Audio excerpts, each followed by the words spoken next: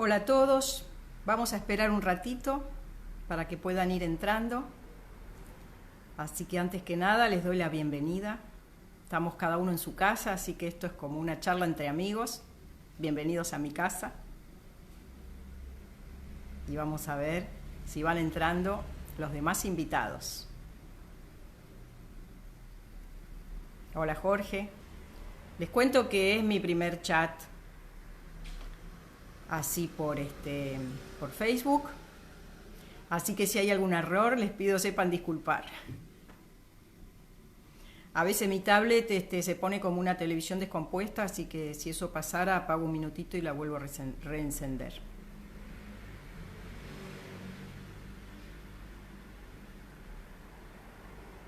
Hola Fernando. Hola Lau. Bueno, estuve pensando que voy a intentar ir contestando las preguntas que vayan surgiendo. Si alguna se me escapa, la podemos responder al final. Y bueno, de a poquito, mientras esperamos, me voy a presentar. Mi nombre es Marina Harteneck. Soy médica veterinaria recibida en la UBA, en Buenos Aires. Después estudié la Escuela de Naturalistas en Aves Argentinas, que de hecho se las recomiendo, tiene materias lindísimas sobre naturaleza argentina, es el mejor lugar para aprender sobre fauna y flora, sobre aves, sobre ecorregiones y un montón de temas más. La EAN me abrió mucho los ojos, me permitió ver y descubrir en realidad la importancia de nuestros propios ecosistemas, de nuestra flora nativa. Y después, en el año 2001, entré al Consejo de Fundación Vida Silvestre, lo cual también ha sido una hermosa aventura. Y de la mano, al mismo tiempo, estaba construyendo un proyecto que tengo en el corazón y al cual ahora me dedico, que es una reserva natural privada en la localidad de Luyaba, en Traslasierra, en Córdoba. Así que doblemente agradable para mí estar en la Universidad Libre de Ambiente, porque Córdoba en realidad es mi otro hogar. No es el segundo, tengo dos, Buenos Aires y Córdoba. Hola Franco. Algunos se me van a escapar porque pasa el mensaje y se borra. Pero bueno, creo que lentamente ya podemos ir comenzando. Cuando elegí el título de esta charla, en realidad lo elegí porque era una pregunta que yo me estaba haciendo. Los temas de biodiversidad me apasionan. Yo creo que la biodiversidad es un término que define, es el más abarcativo para definir un ambiente en buen estado. A veces nos olvidamos de la biodiversidad y en realidad habría que definirla para que todos estemos en sintonía. Biodiversidad es la variedad de formas de vida existentes en el planeta. Y también incluye, podríamos hablar de una diversidad de ecosistemas, es decir, de grupos de seres vivos que viven en un determinado lugar. Y no debemos olvidarnos también de la diversidad genética. La diversidad genética dentro de una especie, por ejemplo, o mismo dentro de los microorganismos, es lo que va a permitir que ese conjunto de seres vivos tenga mayor resiliencia, o sea, mayor adaptación a los cambios y fortalece cualquier ambiente natural. Hay unas reflexiones muy lineales y muy sencillas que andan circulando por ahí, que dicen que, bueno, que esta pandemia de coronavirus es culpa de el maltrato que le damos a la naturaleza. Pero bueno, estas reflexiones se hacen un poco rápido. Yo creo que van a un concepto muy simple que parte de nuestra primera infancia, en donde si algo sale mal es porque nos hemos portado mal. Y como en realidad la humanidad sabe que se está portando mal con el planeta, muy rápidamente estableció ese vínculo. Hola Andrea. Pero es más complejo y ahí me surgieron las preguntas. Yo dije, en realidad para poder saber lo que está pasando hoy, me pareció interesante ver cómo transcurrieron otras epidemias y pandemias en el pasado, en épocas en donde había una menor población humana y en épocas en donde esa menor población y el menor acceso a tecnologías había permitido que los ambientes se conserven en un estado más prístino. Así que los voy a llevar de viaje hacia esa investigación que hice.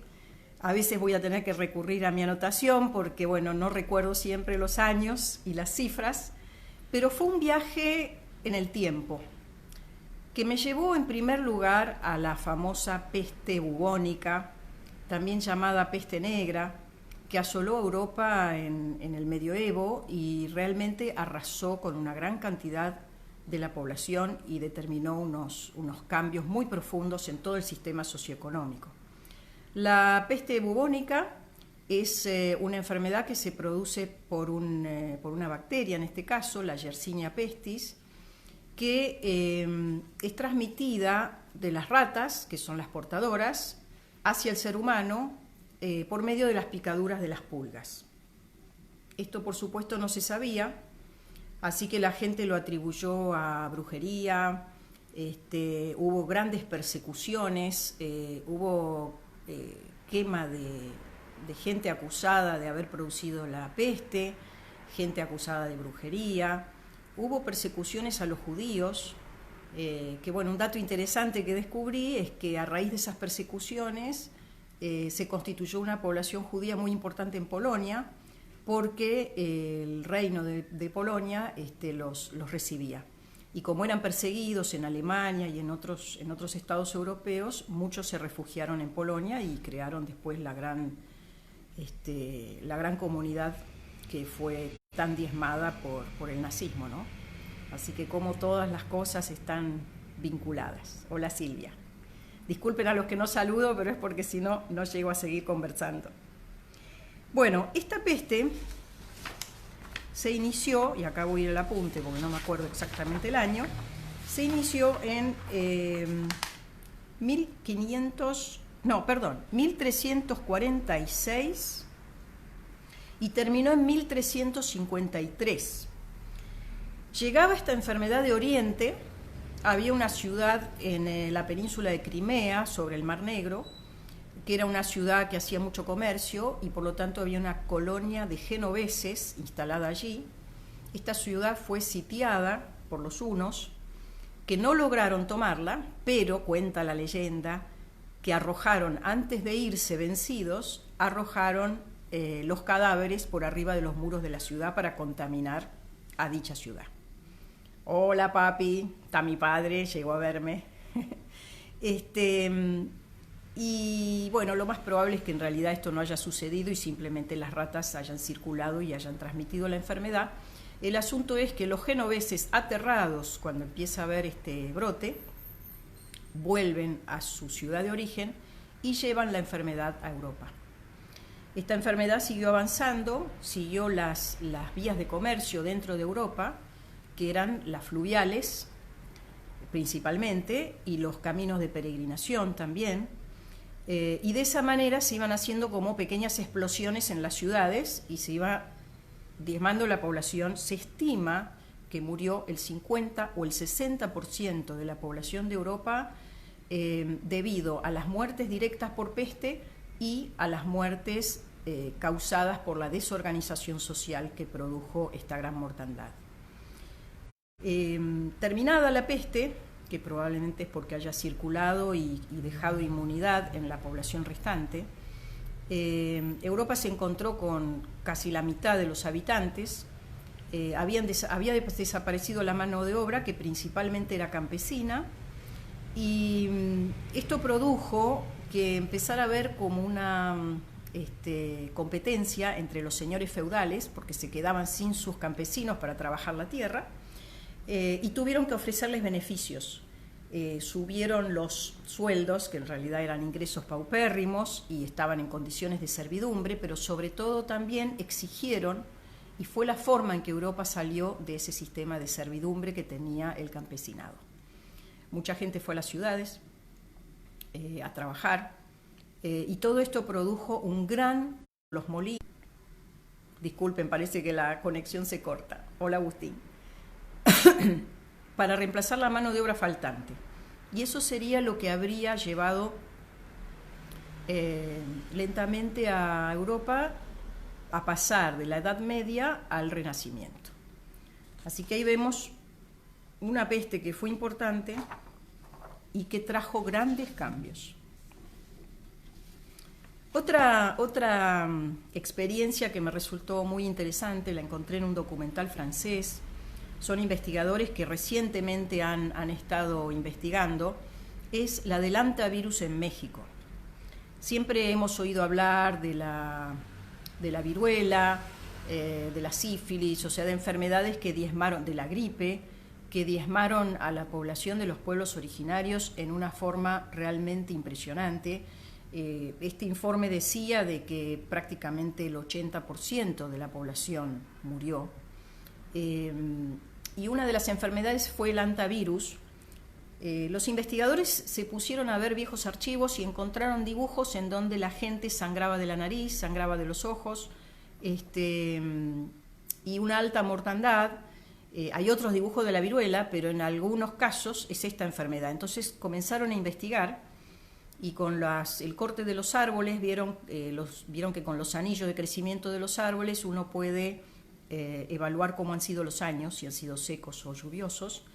Y se encontró que, bueno, acá llegó una pregunta de Senasa, después en algún momento interrumpo y contesto. Gracias por la consulta. Bueno, se vio que lo que sucedió es lo siguiente. El español llegó a México y transformó todo el sistema de producción agrícola. Lo que antes eran pequeñas parcelas familiares de cultivos se transformaron en grandes campos, en donde el español, digamos, controlaba la cosecha y ponía a los aborígenes a trabajar.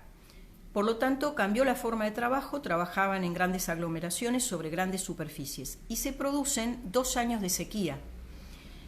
Al cabo de esos 2 años de sequía, con la primera lluvia, hubo una explosión de vegetación, que es algo similar a lo que pasa cuando los colibríes en el sur semillan, que semillan cada 70 años, y ahí tenemos la explosión de roedores que producen nuestros hantavirus en el sur, que digamos transmiten el hantavirus en el sur, es un pariente de ese hantavirus, y produjo una gran población de roedores que estaba en íntimo contacto con los campesinos trabajando en el campo, y este virus tenía una alta contagiosidad persona a persona, así que la persona que estaba en el campo y se contagiaba llevaba a su poblado la enfermedad y morían familias enteras.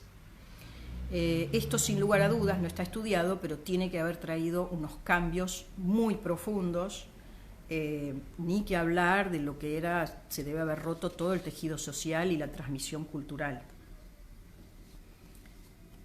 Para volver a nuestros pagos, se cortó un minuto, pero perdón, Yamile, se cortó un instante la conexión, pero ahora creo que ha vuelto.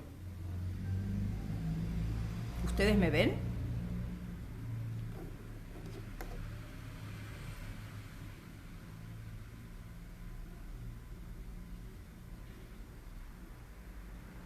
Bien. Bueno, disculpen la interrupción, pero pensé que se había cortado del todo. Si ustedes se fijan acá, en esta charla voy a hablar bastante de los virus.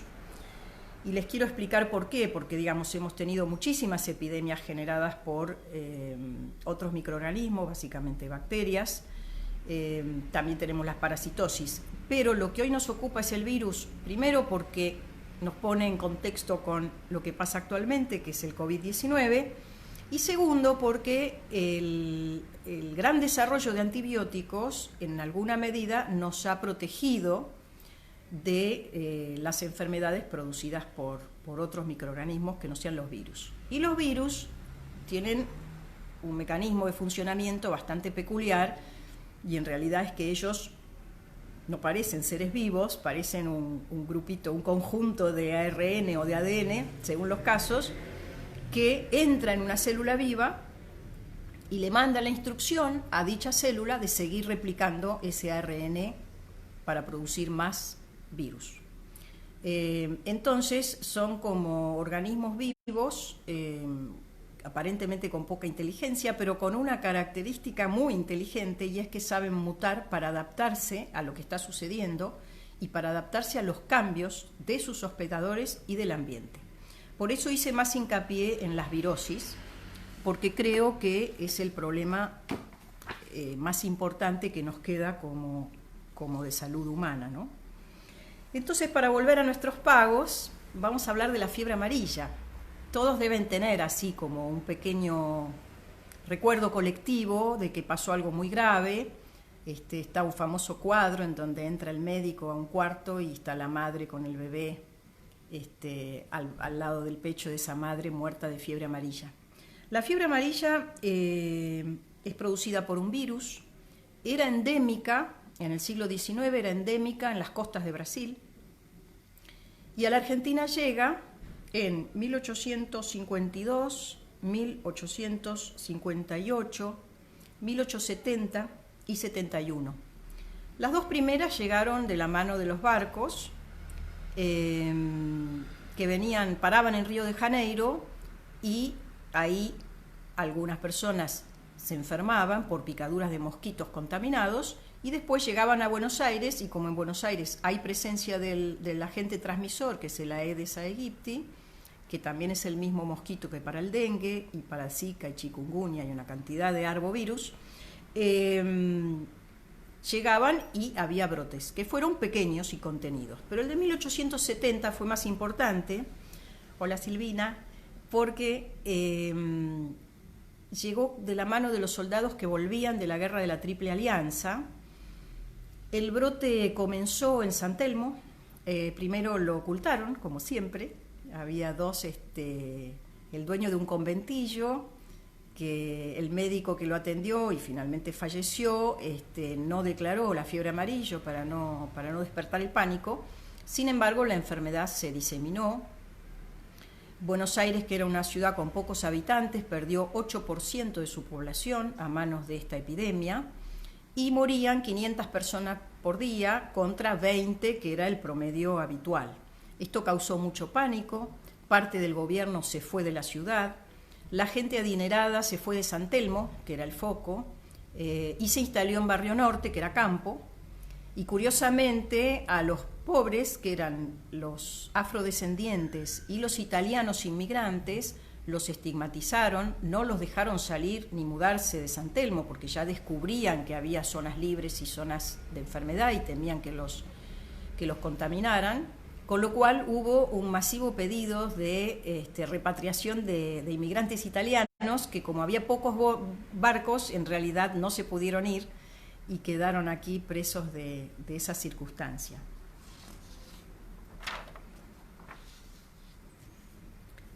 Otro virus, ya nos vamos acercando en el tiempo al presente, otro virus que probablemente todos tengan un poco en la memoria colectiva, yo lo recuerdo con claridad porque era un tema de conversación habitual en mi infancia, es el que produce la poliomielitis o parálisis infantil. Es una enfermedad infecciosa que ataca la médula espinal y produce atrofia muscular y parálisis. Y lo grave es que afecta principalmente a niños y los deja paralizados de por vida. Se transmite por agua y alimentos y se comienza a resolver cuando se pudo aislar el virus. Esto sucedió en 1949. En 1954 el epidemiólogo Salk desarrolla la vacuna que era por inyección, inyectable. Ahí se comienza a inocular en Estados Unidos, pero en principio la vacunación era para uso propio, no tenían suficiente cantidad de vacunas para poder exportar. De hecho, el gobierno argentino, que se enfrenta a un importante brote en 1956, intenta importar y bueno, después de muchas gestiones finalmente logran importar algo de vacuna, lo cual fue el principio de la solución. Pero esto demoró y tuvimos un brote realmente espantoso. La gente lo único que podía hacer, y lo hacía no por recomendación del Ministerio de Salud, sino por iniciativa propia, pintaba con cal los árboles, quizás algunos recuerden, los árboles pintados hasta 1 o 2 metros de altura con cal, las veredas, y a los niños les colgaban bolsitas con alcanfor, lo cual lamentablemente no servía para nada. Esta enfermedad se resolvió cuando en 1964 finalmente se autoriza la vacuna oral y de esa forma fue mucho más simple realizar vacunaciones masivas. Yo las recibí, en el colegio venían las enfermeras y nos daban un cubito de azúcar con la vacuna incorporada, lo cual era muy agradable, y eso lo recibí varias veces, es decir, se hacían vacunaciones masivas recurrentemente, y la Argentina fue el primer país libre de poliomielitis en América Latina. En ese momento tuvimos 6.500 casos. Y también es el momento en que se genera ALPI, que era la Asociación de Lucha contra la Parálisis Infantil, que hoy en día sigue trabajando, pero con casos de rehabilitación por accidente y demás. Así que gracias a Dios, digamos, esa institución hubiera perdido su razón de ser si no fuera porque tenemos otras causas de discapacidad. Y ahora vuelvo al mundo con una gripe que también tienen que haberla escuchado nombrar, que es la famosa gripe española. La verdad es que para mí fue muy interesante hacer esta investigación. La gripe española en mi familia se cobró una víctima en una manera bastante dramática, podría decir. La hermana gemela de mi abuela era muy joven, tenía 18 años, se habían casado ambas en el año 17. Ambas al mismo tiempo esperaron un niño, que fue un varón, que nació para junio del 18, y a los 3 meses el bebé de mi tía abuela fallece. Así que bueno, ella en medio del dolor, en medio de la guerra, porque la guerra todavía duraba, tenían un hermano que estaba en el frente, el padre, que había muerto también en el frente, así que todo un panorama bastante difícil, y ella a los 3 meses de la muerte de su bebé se pesca esta peste, la gripe española, y muere de gripe. Así que bueno, este relato está en la familia, por lo tanto para mí era una enfermedad como muy conocida, y descubrí que fue una enfermedad que arrasó realmente con el planeta, y acá nos estamos acercando al grupo de virus que producen influencias o gripes, que es el grupo, digamos, al que más le teme la Organización Mundial de la Salud en cuanto a factibilidad de generar pandemias de importancia global. Lo interesante es que se llama gripe española porque comenzó, digamos, en Estados Unidos, en un regimiento de soldados, en lugares de entrenamiento que ellos tenían para entrenar a los soldados que después se enviaron para combatir con los aliados en la Primera Guerra Mundial contra Alemania. Y como todos los países que estaban participando de la guerra no querían admitir que estaban perdiendo soldados por una enfermedad, hubo una censura terrible sobre la prensa. Y como España estaba fuera de este conflicto, fue el único país en donde la prensa describía la enfermedad, contabilizaba los muertos y terminó quedando como la gripe española. Pero en realidad se originó en Estados Unidos y viajó con los soldados hacia Europa, en donde muy rápidamente también tiene alta contagiosidad y es una enfermedad que afecta mucho a la gente joven. La muerte se produce en pocos días. Y hay vómitos con sangre, mucha temperatura y un grave compromiso pulmonar. En cuanto a la cantidad de muertos, no está muy definido, o sea, no se sabe exactamente, se siguen haciendo estudios. Lo que sucede es que en esa época no había estadísticas y hubo muchos países afectados, por ejemplo, lo que es Asia, que no estaban llevando buenas estadísticas. Entonces se habla desde 20 millones de muertos por la gripe hasta 100 millones, contabilizando lo que sucedió en todo el planeta. Recientemente estuvieron investigando un pequeño pueblo en Alaska en donde murió el 80% de la población y efectivamente está confirmado que fue gripe española. Y ahora vamos a un amigo conocido por todos, porque aquí realmente ha afectado a conocidos, a amigos, hemos visto la evolución de la enfermedad, que es el SIDA. El SIDA también, digamos, es hermano del coronavirus, porque también es una enfermedad que pegó un saltito desde el chimpancé, ahora también se ha seguido investigando, pasó del chimpancé a los cazadores de chimpancé en el Congo.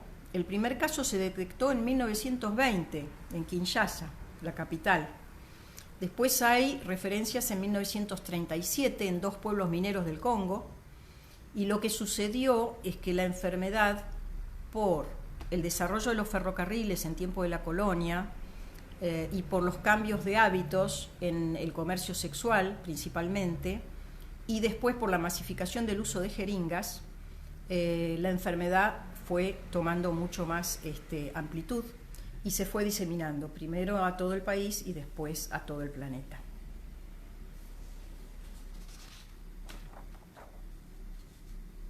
El virus fue descubierto en 1981. Todas estas investigaciones son posteriores porque se está investigando de qué manera se originó y de qué manera produce una pandemia. Y se está aplicando muchos estudios genéticos para poder hacer el rastreo de las distintas cepas de virus y poder reconstruir la forma en que fueron viajando de un país al otro. Bueno, vamos llegando ya, espero que no estén cansados porque es larga la lista y he recortado muchas enfermedades. Estamos llegando a la gripe aviar. Ahora sí, digamos, ya estoy hablando con todo el mundo de cosas que conocen. Y en realidad lo interesante para mí en este viaje que hice a través del tiempo es ver de qué manera pareciera, porque quizás es que ahora lo sabemos y antes no se sabía, pero de qué manera pareciera de que realmente los virus están produciendo mutaciones y saltos interespecies en una forma cada vez más acelerada, es decir, se producen los eventos con poco espacio de tiempo entre uno y otro. La gripe aviar inició en Hong Kong en 1997, cuando la cepa llamada H5N1 causó una enfermedad respiratoria muy grave en personas y después produjo una pandemia en 2003. Esta gripe aviar, como gripe de las aves, ya fue identificada en Italia hace 100 años, es decir, que era conocida, afecta a casi todas las aves, salvo algunas especies que se han hecho resistentes. La forma de contagio más frecuente de esta gripe es por el contacto cercano entre humanos y animales y aves.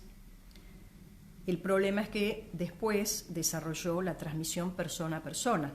Este es el ciclo que estamos viendo que se repite. El virus produce mutaciones que hacen que pueda, digamos, pasar del animal, que puede ser una especie silvestre o que puede ser una especie doméstica, como son las aves o los cerdos, a las personas que están en íntimo contacto con esas aves, es decir, el aglomeramiento, el amuchamiento de muchos animales en cautiverio, junto con los seres humanos que los cuidan, facilita que al producirse una mutación, esa mutación puede investigar si puede subirse al hombre, se sube, y en algunos casos ya ahí es transmisible, en otros casos se produce otra mutación, que es la que después abre la posibilidad de pasar de humano a humano.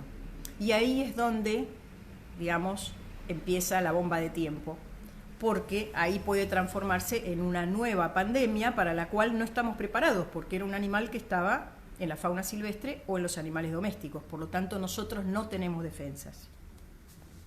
La gripe porcina es exactamente lo mismo, se generó en México, pasó de los porcinos a los humanos en los lugares de cría de animales. Hola Melina. Pero acá lo interesante es que se ha investigado y ese virus tiene una porción del virus porcino, una porción del virus aviar y una porción de la influenza humana. Es decir, pareciera que hubo una recombinación.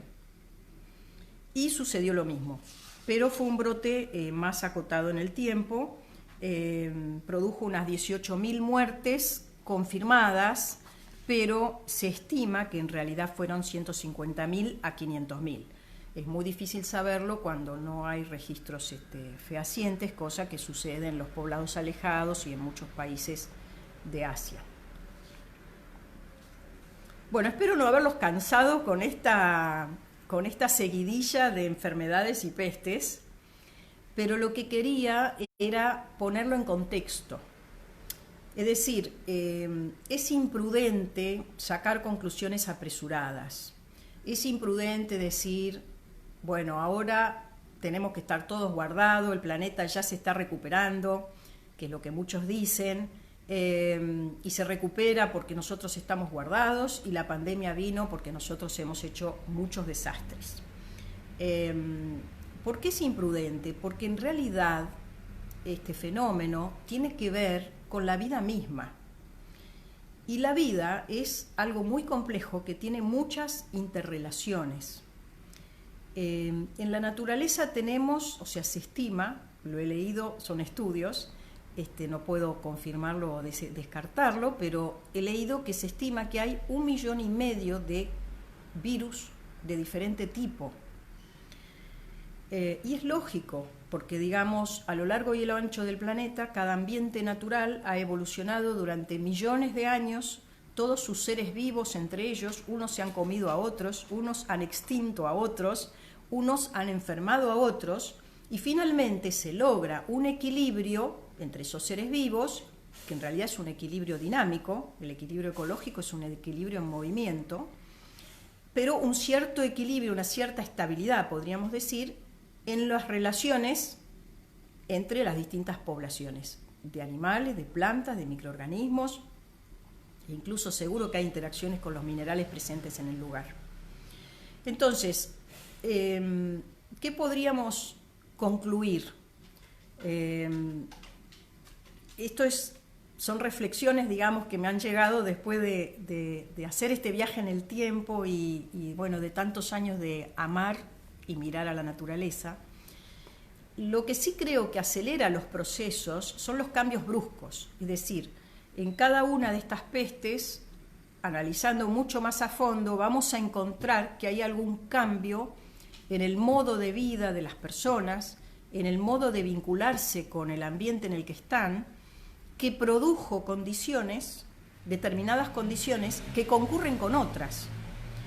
Por ejemplo, el problema del dengue en la Argentina y de otras enfermedades que están en Brasil y que lamentablemente, así como entró el dengue, es probable que no podamos evitar que lleguen, se debe a varios factores, es decir, son enfermedades que eran de otros continentes, los viajeros las trasladaron, en Brasil, que es un clima tropical, encontraron el mismo ambiente para poder ir infectando a los seres humanos, y nosotros con el cambio climático, que se está tropicalizando el clima y lo que era subtemplado en esta zona pasa a ser subtropical, vemos un avance de los vectores, una multiplicación de los vectores, y por lo tanto basta que alguna persona llegue con la enfermedad y el mosquito lo va a picar y la va a transmitir y vamos a empezar a tener lo que se llama la circulación local, que es muy difícil de frenar, y una vez que esto sucede, que es lo mismo que nos está sucediendo con COVID, ya digamos, casi que estamos en el horno. Entonces, mi conclusión es que la forma de vida que nosotros estamos llevando, con un avance tan fuerte sobre los ambientes naturales, con pautas de consumo que la verdad que parecen un poco, discúlpenme el término, pero un poco delirantes, con un uso de los recursos naturales que va más allá de lo prudente, porque estamos consumiendo 1.7 planeta por año, es decir, que nos estamos consumiendo ya sea reservas acumuladas en el pasado o los recursos naturales que van a necesitar las generaciones futuras. Esto está produciendo grandes disturbios sobre los ambientes naturales y, por lo tanto, es inevitable que haya poblaciones humanas que se instalan en ambientes degradados, en donde los animales del lugar están perturbados, aumenta la tasa de morbilidad de las enfermedades habituales y aumenta la posibilidad de ser transmitido al ser humano. Esto, si abrimos una ventanita y comenzamos a mirar de qué manera nos estamos vinculando con los animales domésticos y con la producción de alimentos de origen animal, y acá va la respuesta para la consulta de la persona que trabaja en SENASA, en parte, es grave porque cada vez hemos industrializado más la producción, pero estamos trabajando con seres vivos. Y todos sabemos que los seres vivos, si los amontonamos todos en una cajita, como los experimentos que se hacen con las ratas, no solamente se van a atacar entre ellos, sino que además van a bajar sus defensas y van a enfermar. Entonces esto lo hemos resuelto dándole antibióticos en el alimento. Pero bueno, no, los antibióticos no logran controlar a los virus. Y tampoco es bueno que nosotros estemos ingiriendo tantos antibióticos. Y si miramos un poco y recorremos, viajando por la Argentina, todo el mundo habrá pasado al lado de un feedlot, y en realidad se ven miles de animales, uno al lado del otro, sobre un piso que por la gran densidad de animales es barro, que están comiendo alimentos fabricados por nosotros, que no son exactamente los habituales de ellos, con lo cual tenemos una defecación con un olor nauseabundo y por supuesto muchísimo antibiótico en la alimentación para evitar enfermedades.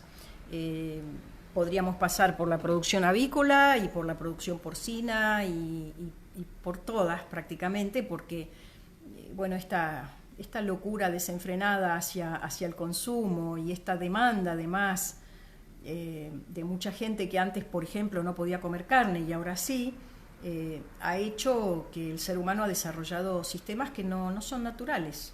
Y bueno, y todas esas perturbaciones, una sola no es el problema, pero cuando concurren dos o tres, ahí sí tenemos un problema grave.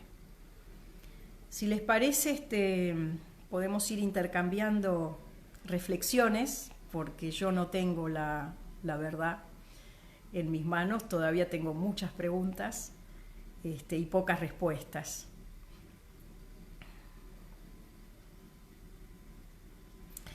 Gabo, le voy a contestar porque ahora veo las preguntas y quizás algunas se me escaparon. Fidel, por ahí vos me podés ayudar, o no sé cómo se vuelve para atrás. El 1.7 Planeta es un estudio que hace WWF.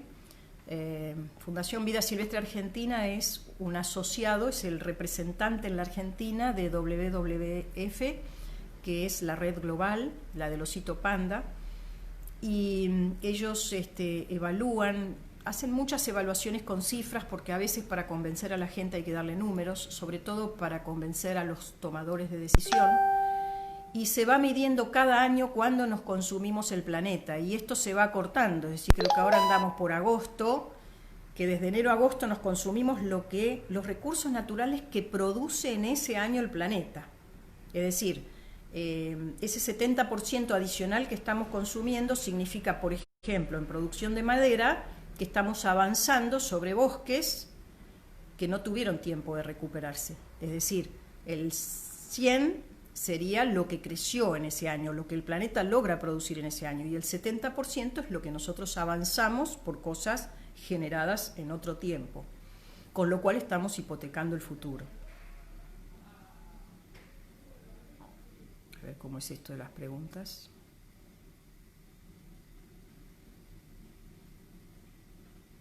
Ya encontré cómo mover las preguntas.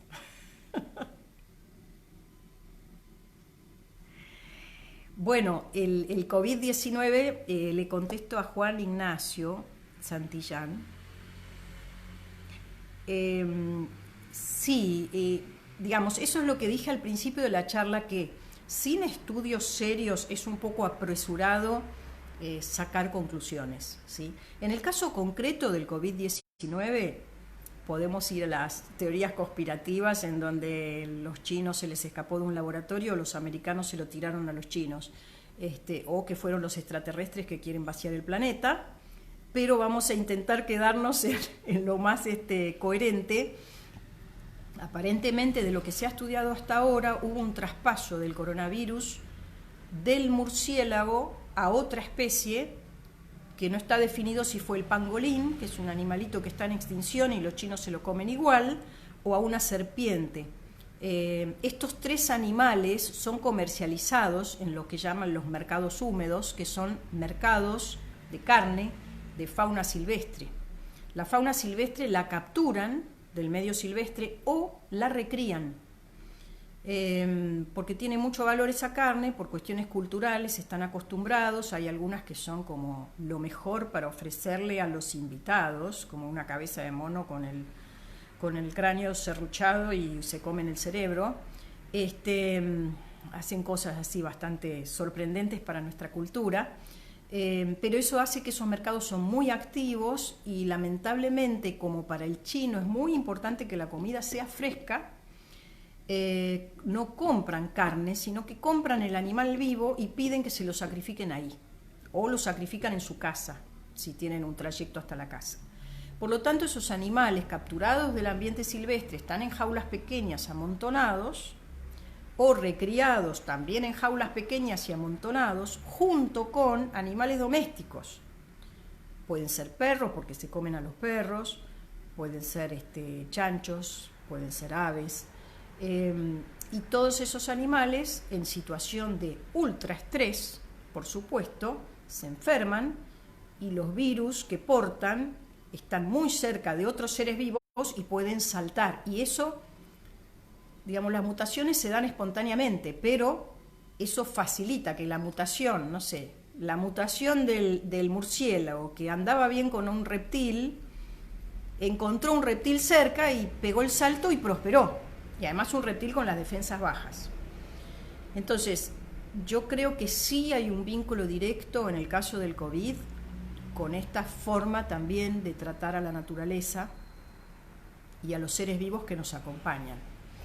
Decir que está vinculado con la deforestación me parece que es prematura. Todavía, hasta que no descubran realmente el proceso de transmisión, es prematuro.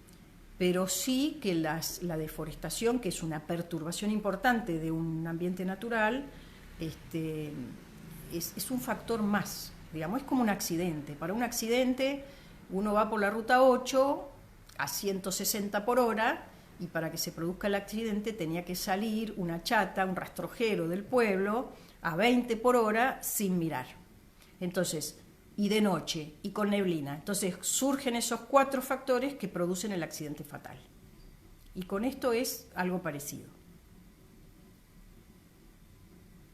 Hola Carmina, Villa Allende. Estoy recorriendo. Hola Luis.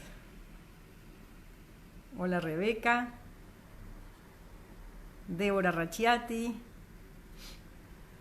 Fidel, que fue mi coach para la charla en Facebook, se los recomiendo, tiene mucha paciencia. Hola Maureen, ¿qué tal? Hola Daniel. Hola Silvina. Están amigos y amigos de la ULA, por lo que veo. Hola Julio.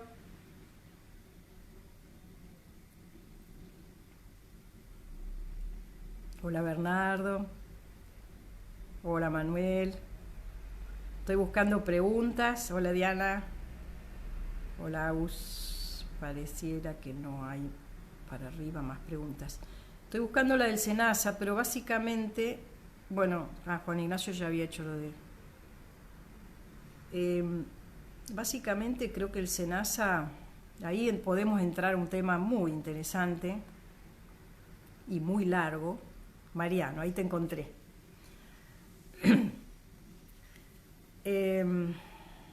Estás en gestión ambiental. Bueno, me alegro que el SENASA tenga un área de gestión ambiental. Esto muestra que nuestras instituciones poco a poco se van adaptando a lo que sucede. Es muy complejo. El SENASA históricamente nace para ocuparse de la sanidad animal, ¿no? Y para ocuparse de la sanidad animal en función del consumo humano y claramente lo primero que se hizo fue trabajar las enfermedades zoonóticas que pueden transmitirse a través de alimentos de origen animal. Todo esto se ha controlado en gran parte y dejaron de ser un problema, por eso el COVID a nosotros nos atemoriza tanto, porque hemos logrado como humanidad limitar muchísimos factores, muchísimos problemas de salud pública. Yo creo que la solución no es solamente de un ente, sino que es una solución que vamos a tener que construir entre todos, porque el problema es multidisciplinario, multidimensional, diría. Todos los actores de la sociedad deben reflexionar y cada uno en su espacio debe analizar lo que hace con una mirada de respeto hacia el otro, hacia la naturaleza, hacia los procesos vivos, porque nosotros somos seres vivos y en algún punto nos hemos erigido en dioses. Somos bastante inteligentes, tenemos un pensamiento abstracto que creo que es casi único en el reino animal y hasta hemos logrado controlar las enfermedades que nos afectan, pero eso nos ha hecho a veces ser arrogantes y creemos que nuestros actos no tienen consecuencia. Y si hay algún cambio que esta pandemia yo deseo que produzca, es un poco más de humildad en cada uno de nosotros para escuchar al otro y para trabajar en equipo.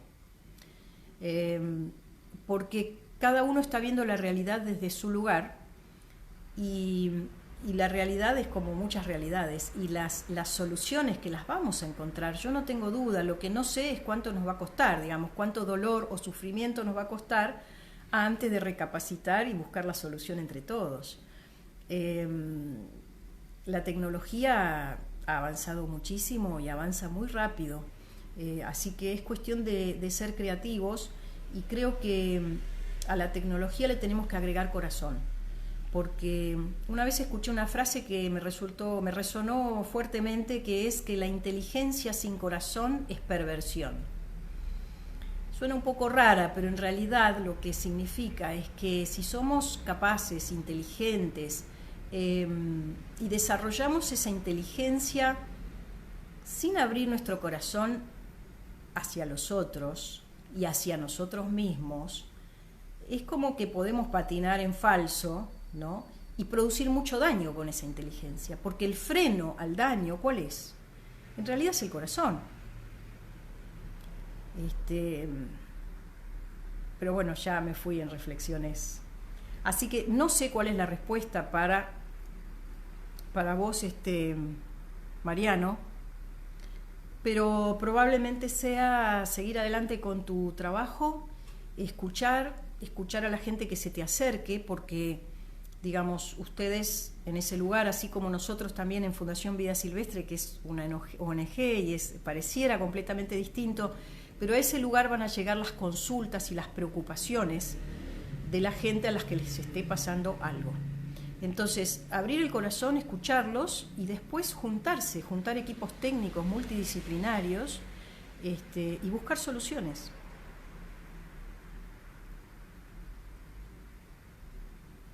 Bueno, creo que llegué al principio de las preguntas. No sé si hay nuevas preguntas, voy a ir al final.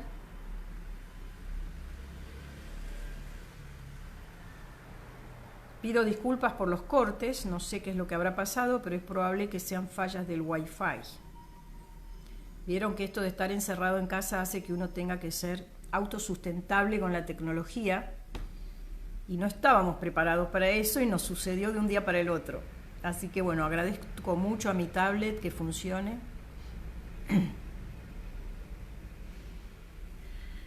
Acá tengo una pregunta que no respondí, que es del profesor Darío. ¿La deforestación puede considerarse un factor que promueve la aparición de virus y bacterias patógenas? Bueno, acá vuelvo con lo que expliqué antes, ¿no? La deforestación en sí misma no, pero sí es un gran factor de perturbación que hace que el ser humano se acerque a los ambientes naturales que están perturbados. Por lo tanto, en ese ambiente perturbado vamos a tener animales, porque son los que más nos transmiten, porque son los más parecidos, animales con las defensas bajas, animales infectados, y una mayor propagación de virus y bacterias patógenas. Las mutaciones son espontáneas.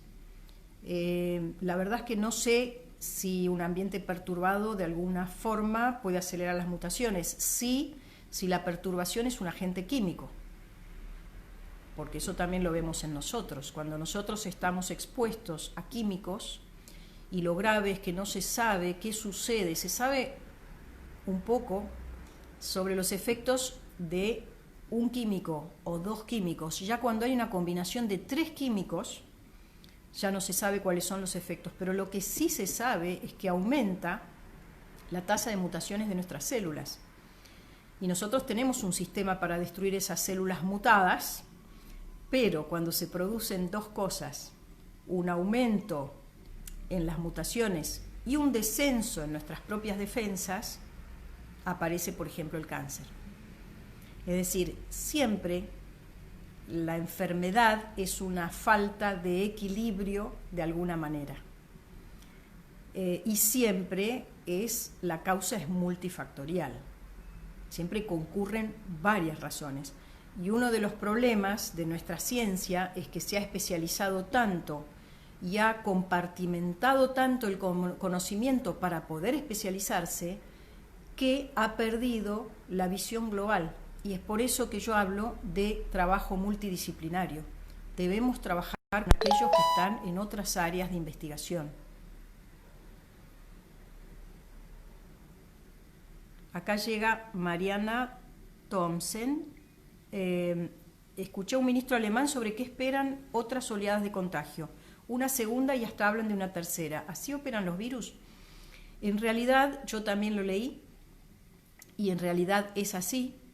No es porque el virus opere así, es porque el freno al virus se lo pone el individuo que generó inmunidad. Si nosotros no estuvimos expuestos, o sea, no nos enfermamos, no nos entró el virus, que puede habernos enfermado o no, el asunto es que entre al organismo, no generamos anticuerpos y por lo tanto somos un individuo listo para recibir al coronavirus. Entonces, lo que sucede es que, a menos que se encuentre una vacuna o un tratamiento para los enfermos graves, los cuales aliviaría esta enfermedad, vamos a tener que esperar a que la pandemia finalice, porque nosotros generamos inmunidad. Es lo que llaman la inmunidad de rebaño, y es lo que quiso hacer Inglaterra inicialmente, dejar circular la enfermedad para que todo el mundo entrara en contacto y de esa forma resolver esta pandemia. Lo que sucedió es que, si bien el coronavirus yo encuentro que es muy amable porque no ha enfermado a los niños, y en general la gente joven tiene una bajísima tasa de mortalidad, digamos, el problema se da con la gente de edad y con comorbilidades, es decir, con otras enfermedades preexistentes. Tiene una característica que es la que nos encerró a todos, y es que es altamente contagioso. ¿Y por qué es altamente contagioso? Porque las personas asintomáticas pueden contagiar. Normalmente en una gripe uno contagia cuando tiene tos y tose arriba de otra persona. Pero este COVID también se descubrió que contagia, o sea, las personas asintomáticas pueden enfermar a otro, por lo tanto esas personas no se van a cuidar, van a circular y van a contagiar. Entonces, el hecho de que la contagiosidad sea tan alta produjo que, si bien los casos graves son pocos en proporción a la cantidad de enfermos, son muchos porque se da un pico en el cual de golpe toda la población está afectada por esta enfermedad y colapsan los sistemas sanitarios. La razón por la cual nosotros hemos hecho cuarentena, y todas las cuarentenas que se han hecho, es para el famoso aplanamiento de la curva. Eso quiere decir que nos vayamos contagiando mucho más despacio, entonces hay menos cantidad de enfermos graves y nos alcanzan los respiradores. Pero imaginemos que ahora liberáramos la cuarentena. Inmediatamente vamos a tener un pico porque nosotros no tuvimos mucha circulación de virus y todos somos sujetos pasibles de enfermarnos. Entonces, en Alemania, ¿qué sucede? En Alemania tuvieron más circulación del virus, tienen un muy buen sistema de salud, con lo cual pudieron tratar, porque la mortalidad se da por el no tratamiento de los casos graves, pero baja bastante cuando esos casos graves tienen una buena contención en salud, que es lo que pasó en Alemania. Tenían suficientes respiradores, recibieron gente de Francia, o sea, la estructura sanitaria estuvo sólida. Entonces la cuarentena fue mucho más light, más livianita. La gente siguió caminando, siguió paseando, pero ellos, ahora que van a liberar, saben que hay población que no se ha enfermado y que va a entrar en contacto con el virus y por lo tanto va a generar un segundo pico y eventualmente un tercero. Pero no, digamos, lo están informando para que la gente lo sepa, pero lo están haciendo de una forma controlada. Ellos saben que tienen suficientes camas para aquellos que van a estar graves. Pero no es que los virus operen así, cualquier enfermedad va a operar así si no hay vacuna para acelerar el proceso de defensa, o si no hay un tratamiento que en realidad no evita que uno se enferme, pero evita que uno se agrave o se muera, ¿no?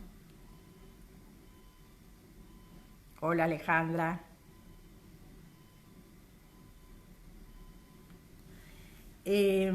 La pregunta de Fernando Cerino.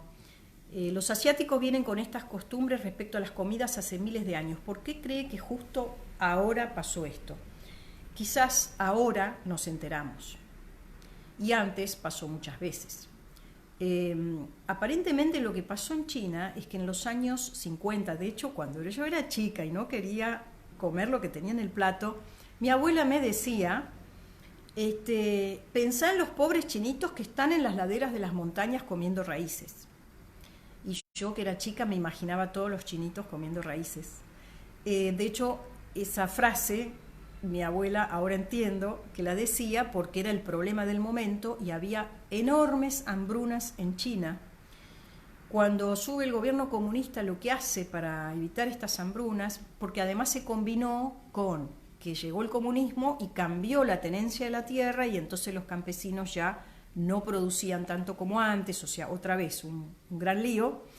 Entonces el gobierno comunista estimuló el consumo de estos animales silvestres para luchar contra esa gran hambruna. Y esto quedó, digamos, y quedó instalado, quedó reforzado y como que queda bien.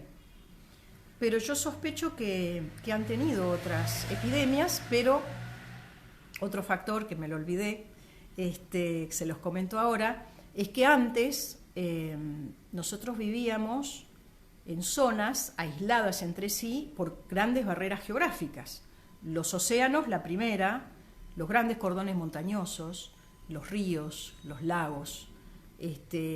La gente se desplazaba caminando o a caballo o en burro. Entonces era mucho más lento el contacto entre un área y otra, y esto también es algo que propicia que una enfermedad que pudo haber sido una epidemia a nivel local se transforme en una pandemia global. También hay pandemias locales, se usa el término pandemia cuando en un área casi toda la población se ha enfermado, también se lo llama pandemia. Pero, vuelvo a repetirte como respuesta, sospecho que sucedía, pero que no lo tenemos contabilizado. Hola, Sofía.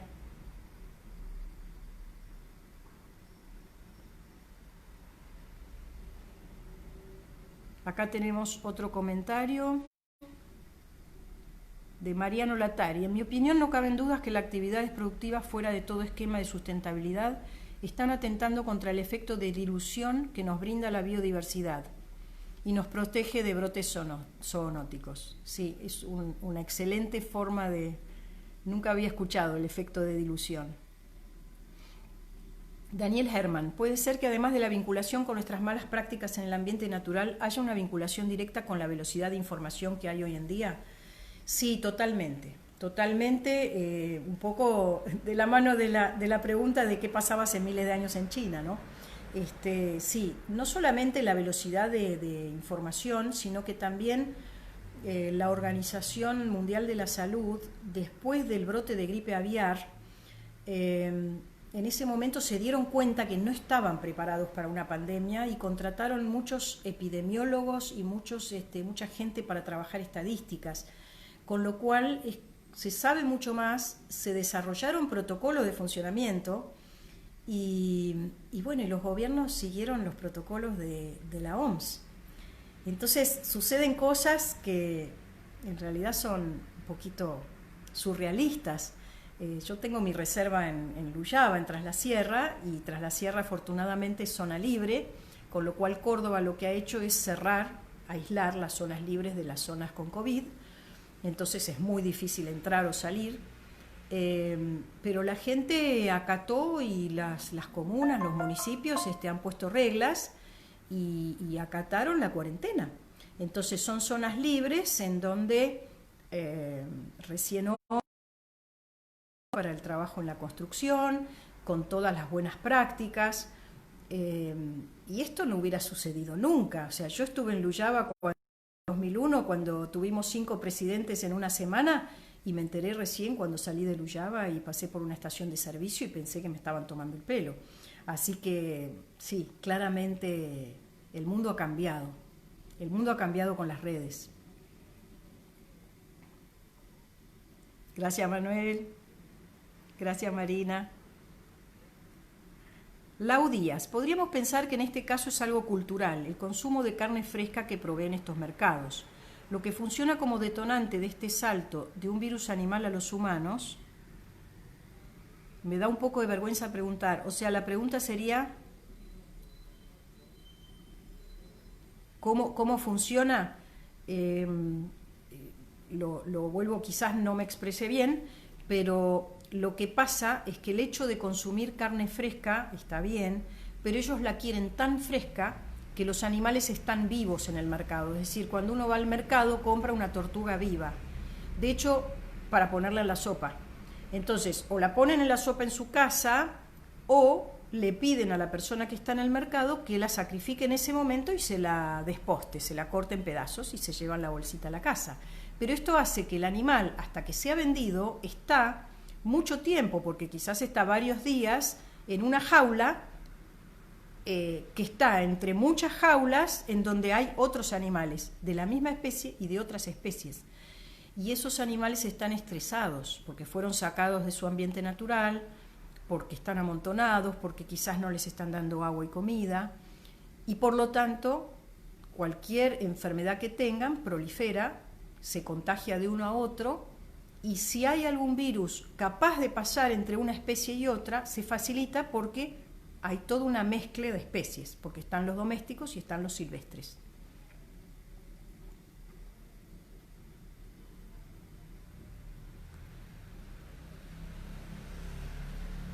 Hola, Andrés.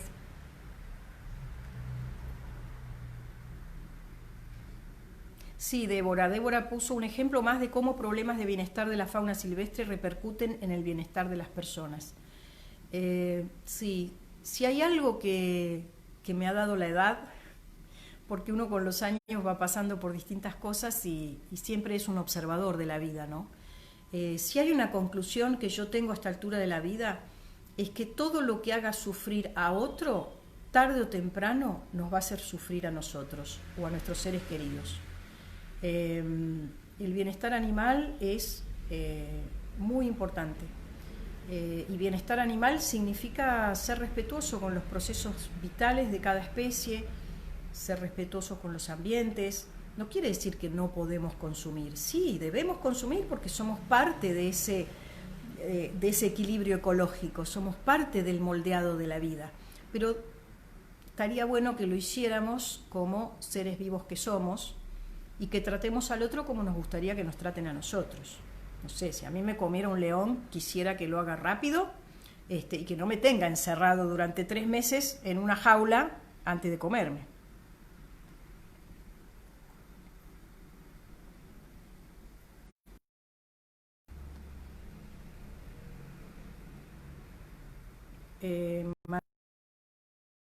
¿Tienes idea si lo que se ha reportado con afectación a animales domésticos o de zoológico puede ser posible? No sé qué es lo que se ha reportado. Sí, perdón, debe ser de COVID. Sí es posible, sí es posible. Yo lo que escuché es que en el Bronx, en el zoológico del Bronx, había un tigre con tos, con sintomatología de COVID. Hicieron el análisis y dio el tigre y creo que un par más que estaban asintomáticos, solamente decaídos, y fueron contagiados por su cuidador. Y después efectivamente leí que, pero no lo tengo confirmado, es un solo caso, no me acuerdo si era en Italia, habrían detectado un perro con coronavirus. Los perros tienen coronavirus.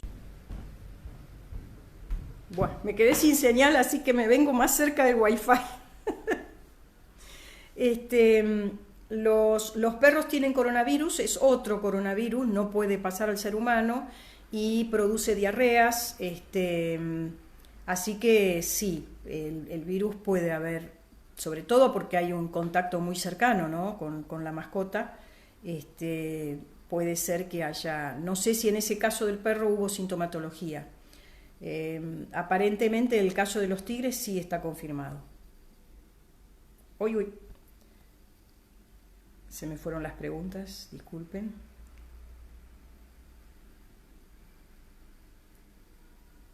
Pregunta Manuel, ¿en este contexto podríamos llegar a contagiar a fauna silvestre? Y sí, y sí.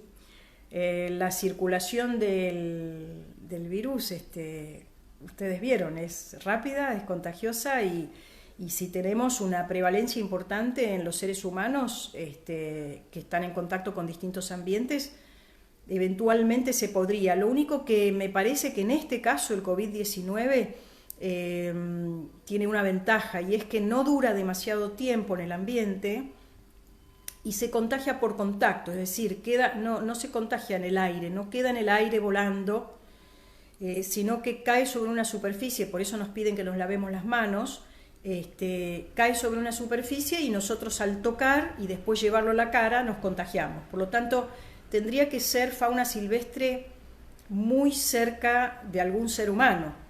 Es decir, yo creo que la fauna silvestre probablemente tengamos la suerte de que no sea contagiada. Pero de zoológico sí. Hola Noemí. Hola Débora. Muy bueno que estés en ASA presente con estos temas. Gracias, Yamile. Ah, bueno, sos de Villa Dolores, Yamile Recalde.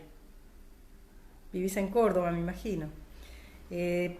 Pregunta, ¿qué reserva hay allí privada? ¿Tiene acceso el público? Bueno, acá paso a otro tema, pero también es interesante. En la Argentina está surgiendo fuertemente iniciativas de privados que desean conservar los ambientes que aman y que consideran valiosos. Por lo tanto, en Tras la Sierra yo estoy hace 20 años como reserva. Al inicio no implementamos la atención del público, simplemente con el asesoramiento de Fundación Vida Silvestre Argentina, que nos daba asesoramiento técnico. Fuimos protegiendo la biodiversidad que tenemos en la reserva, que es el monte nativo, el arroyo de Luyaba y los pastizales de altura. Se llaman Los Barrancos y está en Luyaba pasando el balneario. Después tenemos en Tras la Sierra otra reserva que es muy nuevita, que va de la mano de un emprendimiento inmobiliario. Son 200 y pico de hectáreas, hay 10 o 20 para área de habitación, todo el resto es reserva. Se llama Bracaral y queda en San Javier. Tenemos otra flamante reserva, pero es tan nuevita que todavía no tiene instalaciones ni senderos, en La Paz, en el Bajo, que protege unas 100 hectáreas de la vegetación del Bajo. Déjame pensar, en Tras la Sierra, ¿qué más? Bueno, hay una que no está muy implementada, que está en el acceso al Champaquí, que se llama Los Molles. En cuanto a Los Barrancos, sí, es de acceso público, tenemos 3 senderos y en verano tenemos muchísimo público que llega para caminatas y para visitar el arroyo.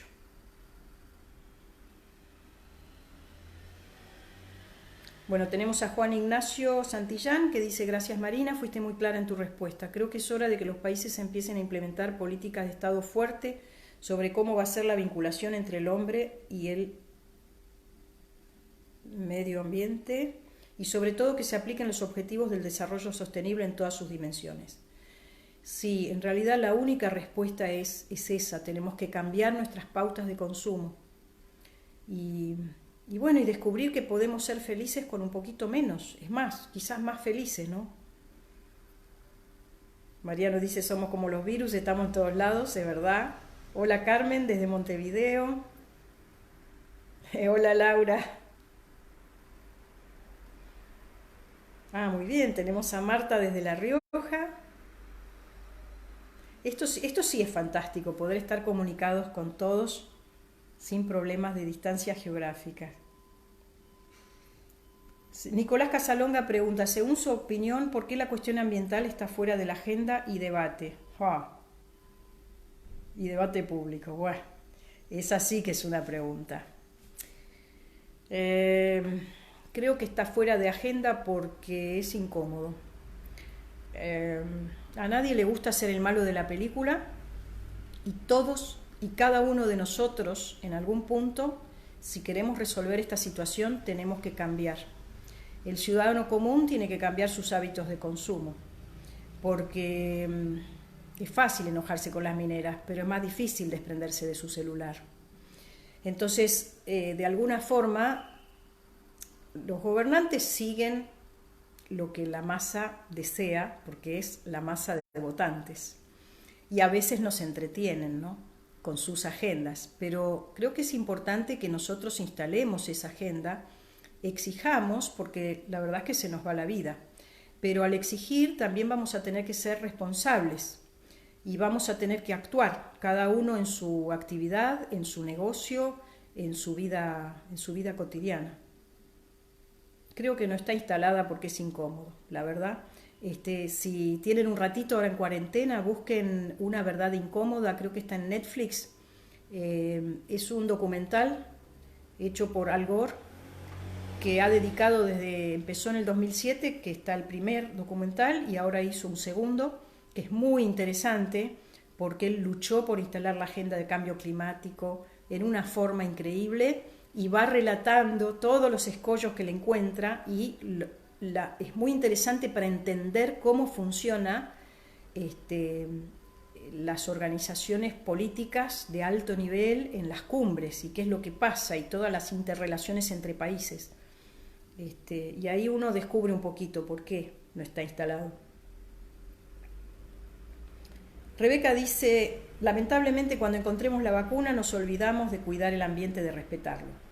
Sí, Rebeca, si encontramos la vacuna pronto, incluso si encontramos un tratamiento para los graves, es probable que intentemos todos caminar por el sendero conocido, que es el de siempre.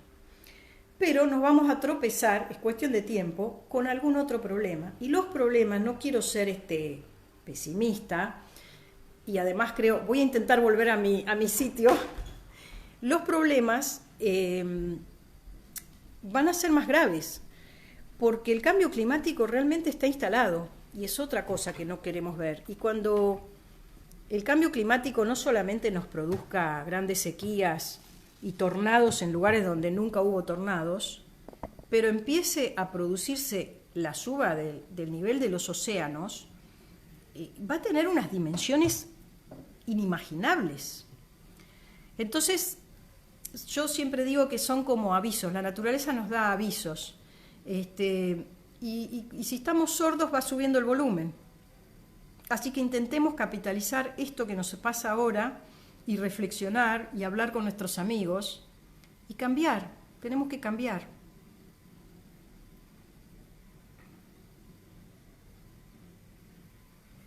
Acá dice Julio David Barraza, tu resumen es perfecto, pone en evidencia que las pandemias sufridas por la humanidad han sido originadas por el contacto entre el hombre y los animales, principalmente cuando estas especies se las caza para alimentación u por otras razones. Espero que esta situación nos permita replantearnos en el modo en que nos relacionamos con el ambiente y empezar a respetar a las demás especies.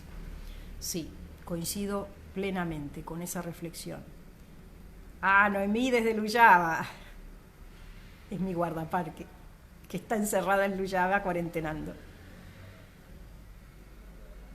Ah, gracias Mariano por el enlace. Altos del Chipión, Ana Villarroya.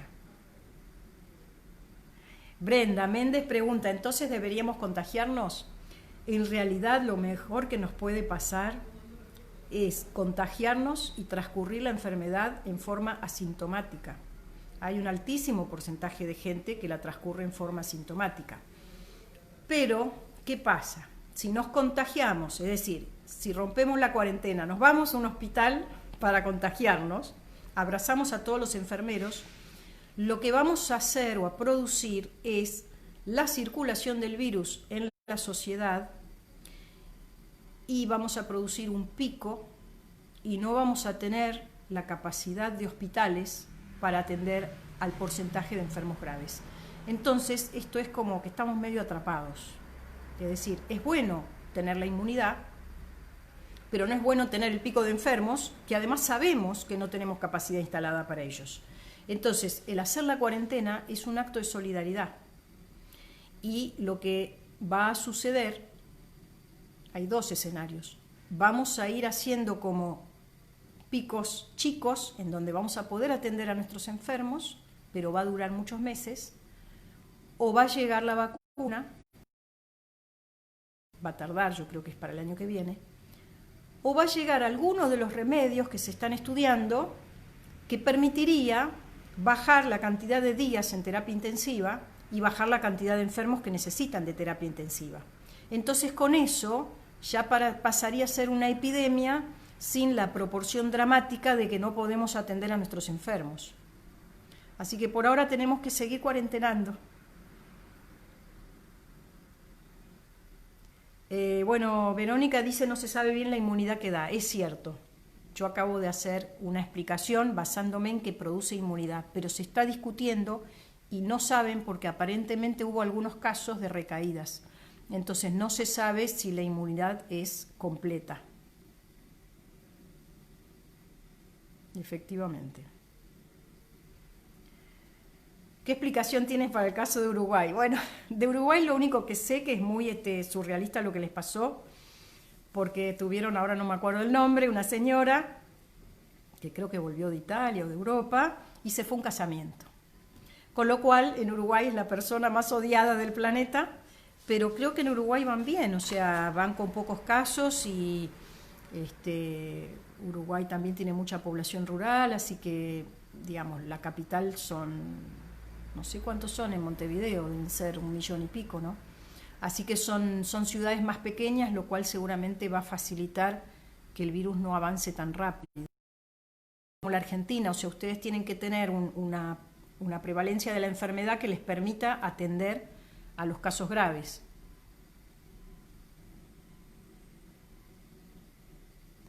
Laura, hola. Laura Paz. Hola Marina, ¿cómo estás? Laura Paz es propietaria de una reserva en Merlo. Hola Marina, ¿cómo estás? ¿Estimás entonces que se viene un contagio sin precedente en los próximos días? Bueno, yo no soy especialista, porque soy veterinaria y no me he dedicado a la epidemiología ni a la estadística. Pero sí pienso que, sobre todo en el AMBA, o sea, en el Gran Buenos Aires, vamos a ver ahora un pico, porque se empieza a acelerar muy lentamente la cantidad de nuevos casos, la curva. O sea, creo que estamos justo en el punto de inflexión de la curva y es probable que veamos una mayor cantidad de casos en los próximos 10 días, digamos. Vamos hacia nuestro pico. Esperemos que sea achatadito, que sea una meseta. Guillermina Libardoni me pregunta qué recomienda hacer desde nuestras casas, desde nuestro lugar, para frenar la crisis climática. Bueno, lo primero que recomiendo es conozcan nuestra flora nativa, conozcan cuál ha sido la vegetación del lugar en el que viven e intenten restaurarla. ¿Por qué digo esto? Porque hay muchos grandes proyectos en donde se habla de cambio climático y captación de carbono y entonces se arma un superproyecto de plantación de pinos. Pero resulta que los pinos, el proyecto cuenta con plantarnos en la provincia de Corrientes, arriba de algo que la gente en general no le da mucho valor, que son los pastizales, y que en realidad son los últimos espacios de pastizales en buen estado de conservación que tenemos en la Argentina. Que la de su ambiente original, lo cual no es sustentable biológicamente. Entonces, cuando hacemos una plantación de pinos, que es un árbol exótico y que va a captar carbono, pero sobre un pastizal, estamos eliminando, primero, muchísimas especies de pastizal que son únicas de ese lugar, que también captan carbono, y va de la biodiversidad de ese espacio. Entonces, como persona particular, digamos, yo diría que un paso importantísimo, entren a aves con este coso. Hagan un curso en la Escuela Argentina de Naturalistas, estudien un poco la flora y la fauna de la Argentina y busquen plantar y plantar. O sea, un árbol en crecimiento capta carbono. Es así de simple. Gracias, Bernardo. Gracias, Cardú, Cecilia. Gracias, Darío, profesor. Lucas, me parece que en el sitio de la ULA queda la charla disponible. Ahí ya te respondieron, muy bien.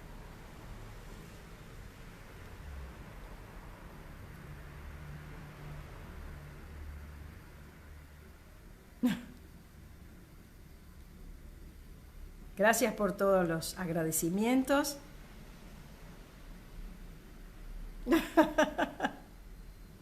Daniel dice, uno no siente que está hablando escuchando a semejante referente o eminencia, es como la tía que todos quisiéramos. En realidad, Daniel, no soy una eminencia. Simplemente en esta etapa de mi vida estoy haciendo algo muy importante y es que hago lo que amo. Ahí me está volviendo una frase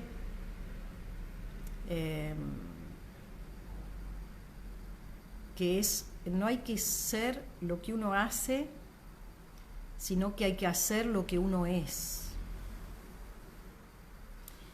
Y en realidad eso se logra cuando uno hace las cosas desde el corazón. Y cuando haces las cosas desde el corazón, que puede ser pintar, bailar, no sé, hacer investigación científica, no importa, cada uno tiene un distinto, una esencia distinta y le van a gustar diferentes cosas. Por eso no competimos los unos con los otros, porque hay para todos. Y cuando uno lo hace desde el corazón, se abren todas las puertas, es casi mágico. Así que no soy eminencia, soy como vos. Verónica dice, necesitamos más material para educación media de ecología con base en Argentina y sus ambientes, por favor. Bueno, entra a la página de Fundación Vida Silvestre Argentina, hay un curso para docentes, muy bien hecho, y creo que lo han adaptado ahora para los tiempos de este aislamiento que tenemos, que está adaptado incluso para los chicos en las casas. No estoy segura, pero estoy casi segura. Así que entra a la página, explorá y buscar los materiales que hay de educación ambiental, que hay unos excelentes. ¿Cómo crees que se pueden cambiar las pautas de consumo cuando el consumismo regula y mueve al mundo? Dice Gabo Petrone. Bueno, a ver, la humanidad está transitando una experiencia en la materia y yo creo que en este momento, hablo como humanidad, estamos experimentando la codicia. Y esto nos lleva, por supuesto, a consumir y a querer cada vez más y cada vez más. Bueno, como yo soy una eterna optimista y sigo creyendo en la humanidad, me digo a mí misma que es una simple etapa, como muchas otras. Los procesos en general comienzan, crecen, llegan a un pico y después bajan y mueren, como todo en la vida. Entonces, no sé cuánto va a demorar, quizás demore un par de siglos todavía, pero estamos pagando el costo de ese consumismo y nos vamos a transformar cuando como conciencia colectiva nos demos cuenta de cuál es el costo. Es lo mismo que para la corrupción. Todavía no entendimos que la corrupción no está solamente mal porque alguien se está llevando la plata que es de todos. Tiene muchísimas consecuencias, porque el corrupto no va a poner a una persona capaz a trabajar porque esa persona capaz lo va a señalar. Entonces tenemos la corrupción, se va la plata y al mismo tiempo no tenemos a la gente capaz en los lugares que deben estar. Ahora, cuando la sociedad comprenda que esto no es una picardía, de uno y que es gracioso, sino que tiene consecuencias para el bienestar de todos, bueno, ahí va a desaparecer la corrupción. Y con el consumo es exactamente lo mismo. Estamos haciendo cosas que yo no puedo creer que existan. ¿Cómo se llama esto de la obsolencia programada? Se fabrican las cosas para que se rompan en un determinado tiempo y tengamos que comprar otra. Y se llenan los basurales de esas cosas rotas. O sea, y después hay gente que no tiene y necesita. Yo creo que las pautas del consumo ya tenemos un gran avance y es que está instalado el tema. Hay gente que sabe lo que es el consumo responsable, hay gente que está haciendo proyectos pilotos para instalarlo. Y bueno, esto va a tener un efecto contagio en tanto y en cuanto liguemos estos golpes que ya los estamos recibiendo.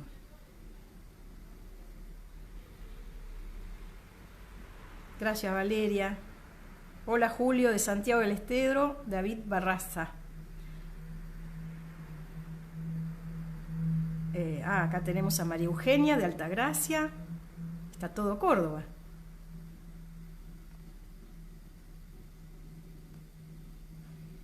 Lía Soledad Robles dice, súper interesante la charla, al respecto del cambio climático he leído que el derretimiento de los hielos podría hacer reaparecer virus antiguos. Sí, efectivamente. Explora en YouTube que hay una cantidad de información increíble y encima en forma de videos. En Rusia hay un señor que está por ahí guardado en la tundra desde hace 30 años en una estación meteorológica, creo que es, muy aislado, estudiando esto, el derretimiento de los hielos, y es impresionante porque lo que está pasando, el permafrost es como una, digamos, por las bajas temperaturas se congela un ambiente que es de medio como pantanoso, por decir así, es de turberas, pero es como una combinación, es como un pantano. Entonces, como hace tanto frío, eso se ha congelado y son capas de barro altas, de metros, en vez de haber roca bajo el suelo, está este barro congelado. Desde hace siglos. Y en estos barros congelados, cuando se moría un mamut, se caía en el pantano y queda momificado, y llega hasta nuestros días así, intacto. De hecho, han ido, como el permafrost se está derritiendo y van apareciendo los cachos de mamut, han ido a buscar, porque están tratando de conseguir ADN para clonar un mamut. Pero esto que es pintoresco tiene otra cara que es gravísima, y que este permafrost también está liberando agua, es decir, que también hace subir el nivel de las aguas, pero se están liberando efectivamente microorganismos que estaban, por ejemplo, adentro del mamut, que no sabemos si no son otros. Así que sí, es un tema que resulta un poco espeluznante.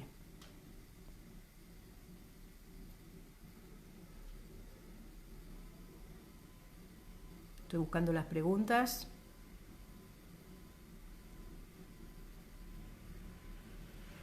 Gracias por todos los agradecimientos.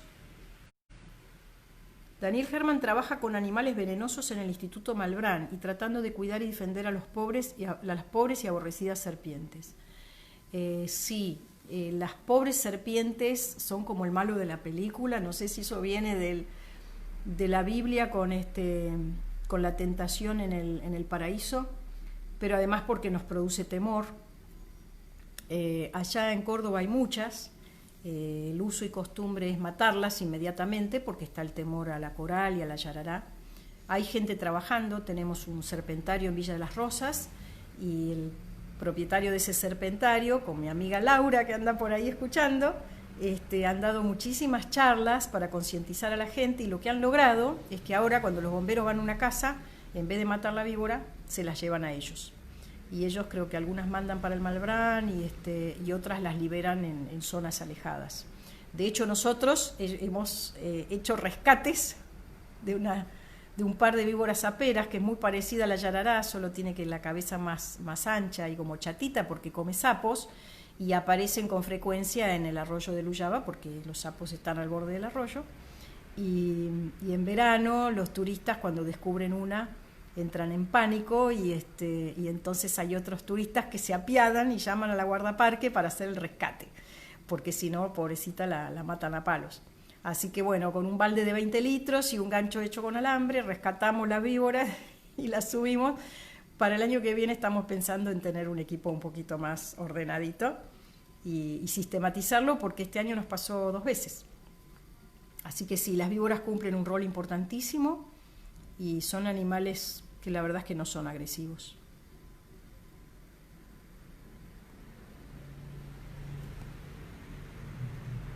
Hola Pablo, gracias. Pregunta Pablo, ¿qué pensás? El virus no se va a ir en los siguientes años. Ejemplo de H1N1 y H5N1 que continúan circulando. Y es poco probable encontrar una cura médica como todo virus corona. ¿Hasta cuándo la cuarentena? ¿Qué pensás del efecto dilución siempre en el escenario de que genera inmunidad? Es decir, que la población resistente supere a la sensible. Bueno, yo creo que si no encontramos vacuna y no encontramos remedio, es lo único que vamos a poder hacer. El problema, va a llegar un momento en que nos vamos a acostumbrar a convivir con este virus, como con tantas cosas, y calculo que va a ser, así como están haciendo en Alemania ahora, la cuarentena va a ser controlada, es decir, se va a ir librando y viendo de qué manera sube la cantidad de infectados y si se los puede sostener. Y después se va a intentar, lo que sí va a quedar bastante tiempo son todas estas medidas de distancia y de barbijo y demás, ¿no? Porque el otro problema que veo en la Argentina es que vamos a tener zonas libres y zonas con circulación de virus. Y eso nos va a complicar, porque la libre, ¿cómo hace para abrirse sin tener una explosión interna? Pero ¿cómo hace para sobrevivir económicamente aislada del país? Así que sí, si no hay vacuna y no hay tratamiento, no nos queda otra que el efecto dilución, que vaya subiendo de a poco la población con anticuerpos y cuando supere a la sensible, el virus ya no encuentra tantos individuos cerca y también se va a ir apagando, ¿no? Bueno, acá Ponyo Itamiyaki le da unos consejos de material a su compañera, ahora se me fue, a Verónica Bertero. En el INTA Chicos hay material también educativo. Muy bien. Hola Martita, ¿cómo te va? Marta Sagemüller, de Entre Ríos, dice: muy buena charla que nos obliga a pensar hacia dónde vamos como humanidad y también que la conciencia colectiva nos lleva a un consumo más sustentable. Abrazo desde Paraná, Entre Ríos.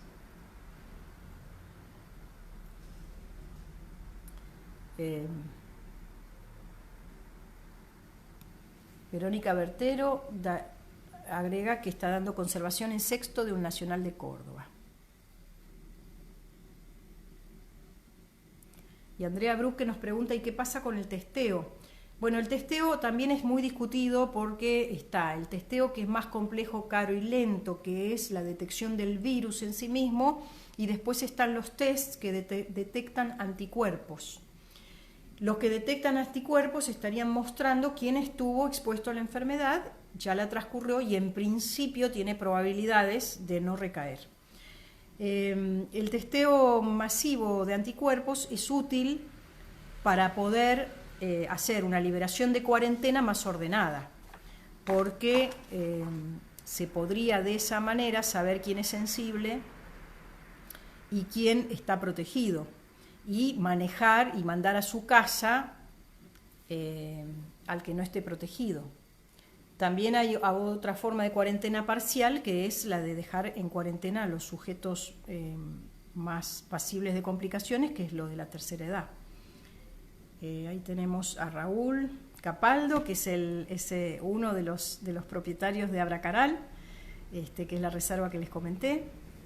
Muchas gracias por tus aportes a la conservación, a la red de reservas y al nodo centro. Es lo más divertido que me sucedió en toda mi vida. Fernando Cerino, falta un plan del gobierno para proveer plantas autóctonas para quienes queremos plantar. Mira, Fernando, estamos mucho mejor de lo que estábamos, porque hoy en la Argentina hay muchos diría, emprendimientos, viveros, casi todos de onda, no están ganando mucho dinero, pero sí están haciendo muchos plantines de plantas nativas. Así que no sé cuál es tu zona, pero si no, busca en internet y pone vivero de plantas nativas y vas a encontrar. En Villa Dolores, de hecho, el INTA tiene un vivero excelente, con buena cantidad y muy buena calidad de plantas, básicamente de árboles, de la región, ¿no?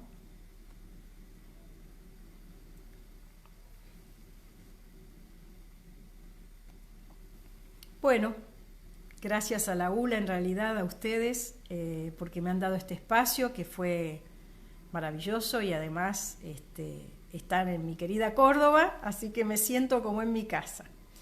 Pareciera que no hay más preguntas, así que lentamente vamos a ir cerrando la charla. Y bueno, nada más que agradecerles a todos y feliz cuarentena y traten de no estresarse. Busquen actividades creativas. Es un muy buen momento para estar con uno mismo y con los afectos y para ver cómo es la vida sin estrés.